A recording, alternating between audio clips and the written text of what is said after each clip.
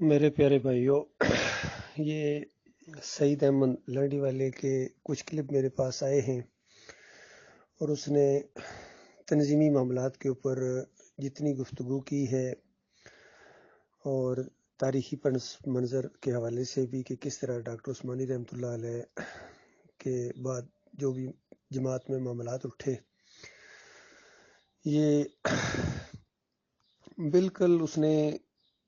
کافی حد تک صحیح باتیں کی ہیں سوائے ایک بات کے۔ باقی ساری باتیں اس کی وہی ہیں جو میرے ذہن میں ہیں، یعنی جو آگے پیچھے اور بھی میں نے سنی یا اس طرح کی کچھ معاملات میں براہ راست ملوث تھا، تو اس نے بالکل صحیح چیزیں سامنے لایا ہے سوائے ایک بات کے کہ اس نے کہا کہ جب وہ تفسیر بانٹی گئی شروع میں، جو سورہ فاتحہ اور سورہ البقرہ کی تفسیر جب پرنٹ ہو کے سامنے آئی، تو کہتے ہیں کہ سرگودا میں مجھے ملی اور اس وقت میں نے واپسی پر ٹرین میں اس کو پڑھنا شروع کر دیا، اور جب پڑھا تو پتہ چلا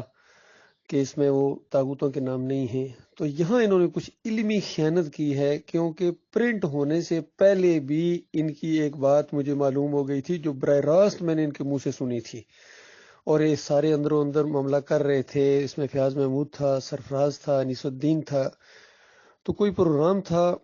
اس کے اندر جب یہ 3 4 5 آدمی آپس میں گفتگو کر رہے تھے، میرے پاس سے ایسے گزرے، تو نہ انہوں نے دھیان کیا میں ہوں، نہ میں نے دھیان کیا کہ کیونکہ ایسی بات تو سامنے ابھی آئی ہی نہیں تھی۔ تو سعید احمد کے منہ سے یہ بات نکل رہی تھی کہ ابھی نہیں، پرنٹ ہو کے آنے دو، پرنٹ ہو کے آنے دو۔ تو اس وقت یقین کریں مجھے بھی نہیں سمجھ آیا کہ یہ کس کی بات کر رہے ہیں، کیونکہ ابھی بالکل ہوا بھی نہیں اس کی لگی تھی کہ یہ کچھ ہونے والا ہے، لیکن وہ الفاظ تو میں نے سن لیے۔ اب جب تفسیر پرنٹ ہو کے آئی اور یہ معاملہ سعید احمد نے وہاں مسجد میں اٹھایا، تو یہ بالکل میں وہاں موجود تھا، اور اس کا یہ کہنا کہ یہ مسئلہ سب سے پہلے میں نے اٹھایا ہے، میں نے جا کے ان لوگوں کو بتایا، یعقوب کو، سرفراز کو اور انیس الدین کو، اور پھر یہ مسئلہ آگے بڑھا۔ یہ انہوں نے علمی خیانت کی ہے، یہ پورے یعنی آپس میں ان کی ایک سازش، ایک آپس میں ہم خیال تھے، اور پوری پلاننگ کے تحت انہوں نے سعید احمد کو آگے اس انداز سے کیا کہ تم یہ سوال کرنا۔ تو یہ اس انداز سے یہ بات ہے، اس میں انہوں نے علمی خیانت کی ہے۔ باقی انہوں نے باتیں جتنی کی ہیں وہ بالکل صحیح کہی ہیں، اور یہ جو 3 کلپ میں نے ڈالے ہیں یہ اس لیے ڈالے ہیں کہ دوسرے کلپس کے اندر بھی اور ان کلپس کے اندر بھی جو اس نے نقشہ کھینچا ہے محمد حنیف کی شخصیت کا، وہ یعنی آپ سنیں، اور اس کے بعد اگر یہ سعید احمد پوری زندگی علیحدہ رہتا اور محمد حنیف کے ساتھ نہ ملتا، تو میں اس میں تھوڑی سی انسانیت سمجھتا یا کچھ جس طرح ایک دینی مزاج ہوتا ہے، لیکن دوبارہ محمد حنیف کے ساتھ ملنا اور اس طرح کی باتیں بیان کرنا جس میں کافی حد تک سچائی بھی ہے، تو یہ جو ایک چیز سعید احمد کی ہے، یہ اس کی شخصیت کے اوپر اتنا بڑا دبا ہے، اتنا بڑا دبا ہے کہ شاید اب یہ سمندر بھی اس کے اوپر ڈالے جائیں تو یہ کبھی صاف نہ ہو۔ یہ بالکل اسی طرح کی بات ایک سامنے آئی ہے جس طرح ایک غلام سرور ملتانی ہوتے تھے، یہ ایک دفعہ لاہور میں آئے، اور ان دنوں میں یہ مولوی بشیر کا مسئلہ اٹھا ہوا تھا۔ تو جب اس نے کچھ گفتگو وغیرہ کی تو میں نے ذرا چیک کرنے کے لیے، اس کو تھوڑا سا خریدنے کے لیے میں نے کہا کہ کیا نام ہے، ایک منٹ میرا فون آ رہا ہے، یہ ایک منٹ، وعلیکم السلام، ایک منٹ ذرا آپ بالکل سنتے رہے، میں ذرا کلپ ریکارڈ کر رہا ہوں، وہ ذرا ادھورا رہ جائے گا۔ تو غلام سرور وہاں لاہور کی مسجد میں جب یہ بیٹھے ہوئے میرے سے بات کر رہے تھے، تو میں نے ذرا چیک کرنے، میں نے کہا مجھے ایسا لگتا ہے غلام سرور صاحب آپ کا کچھ جھکاؤ یہ مولوی بشیر کی طرف ہے۔ تو غلام سرور آگے سے مجھے کہنے لگے کہ ارشد صاحب یہ آپ نے بات کیا کر دی، ارشد صاحب اگر آپ تک کبھی یہ خبر پہنچے کہ میں بریلوی ہو گیا ہوں یقین کر لینا، کہتے میں دیوبندی ہو گیا ہوں یقین کر لینا، لیکن آپ تک اگر یہ خبر پہنچے کہ میں مولوی بشیر کے ساتھ مل گیا ہوں تو میرے بھائی کبھی یہ بات نہ ماننا۔ تو میں نے کہا اچھی بات ہے، مجھے اور ذرا اطمینان ہو گیا کہ مولوی بشیر، کیونکہ وہ فتنہ اٹھایا ہوا تھا مولوی بشیر نے ان دنوں کے اندر، تو بالکل وہی بلکہ اس سے بڑے لیول کا کام، چونکہ مولوی بشیر اتنا خطرناک نہیں تھا جتنا یہ سعید احمد کہہ رہے ہیں کہ محمد حنیف کا جو کردار اس نے پیش کیا ہے، اتنا کچھ پیش کرنے کے بعد پھر وہ اسی کے قدموں میں جا کے چرنوں میں بیٹھ جانا، پھر اس کی تعریفیں کرنا، یہ اس کے حصے میں ایسی غلیظ بات آئی ہے، ایسی غلیظ بات آئی ہے کہ شاید ہی کوئی ایسا کوئی عالم دین ٹائپ ہو جس کے حصے میں ایسی غلاظت آئی ہو۔ اور واقعی یہ وہی لوگ ہوتے ہیں جن کے بارے میں اللہ تعالیٰ نے سورہ الاعراف کے اندر بھی کہا ہے کہ ہم نے اپنی آیات کا علم دیا،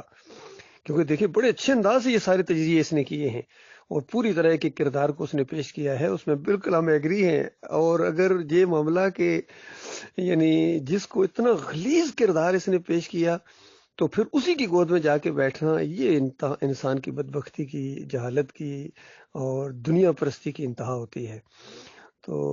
دنیا پرستوں کے لیے اللہ تعالیٰ نے سورہ اعراف کے اندر بھی کہا کہ ہم نے اپنی آیات کا علم دیا، لیکن اگر تھوڑا سا وہ صبر کرتے، کیونکہ اس میں صبر کا معاملہ ہوتا ہے، جس طرح خود سعید احمد نے ایک بیچ میں بات کہی کہ محمد حنیف کا یہ طریقہ کار ہوتا ہے کہ جب کسی کے خلاف ہو جاتا ہے تو پھر اس کے بعد اس کو چھوڑتا نہیں ہے، اور اس کا ایسے انداز سے وہ جماعت سے باہر نکالتا ہے کہ پہلے شورا کو اپنے ساتھ ملا لیتا ہے، پھر شورا کے ساتھ اس کے اوپر اٹیک کرتا ہے، تب وہ اکیلا بیچارہ کیا کرے؟ اب دو ہی باتیں، یا تو وہ سرنڈر ہو جاتا ہے، تو دوسری بات اس نے نہیں کی، دوسری بات پھر یہ ہے کہ یا وہ سٹینڈ کرتا ہے، سٹینڈ کرے تو وہ ظاہری بات مقابلہ کرے۔ تو الحمدللہ ہمارے ساتھ یہی معاملہ ہوا ہے۔ اسی طریقے سے محمد حنیف نے ہمارے خلاف بھی یہی اربا استعمال کیا کہ اپنی پوری شورا کو، ناظمین کو ہمارے خلاف کر کے ایک دم اٹیک کیا۔ اس کے بعد یہ سمجھا تھا کہ ارشد بھی انہی کی طرح ہے جو خاموش ہو گئے یا چپ ہو گئے۔ یہ اور بات کہ اللہ تعالیٰ نے توفیق دی اور ہمارے ساتھی اس انداز سے سامنے آئے ہیں، خاص کر ہمارے معراج الدین صاحب ہیں اور دوسرے بھی ہمارے بڑے مضبوط لوگ سامنے ہیں، افضل صاحب ہیں، عبدالعزیز صاحب ہیں، خود یعنی ہمارے کمال خان صاحب ہیں۔ شروع میں اتنا وہ نہیں تھا کہ اتنے مضبوط نکلیں گے، جب ذمہ داری ان کے اوپر پڑی تو ایسے مضبوط چٹون کی طرح کھڑے ہو گئے اس محمد حنیف کے خلاف۔ اسی طرح ہمارے الیاس صاحب ہیں دوسرے، اور عاطف زرین صاحب ہیں۔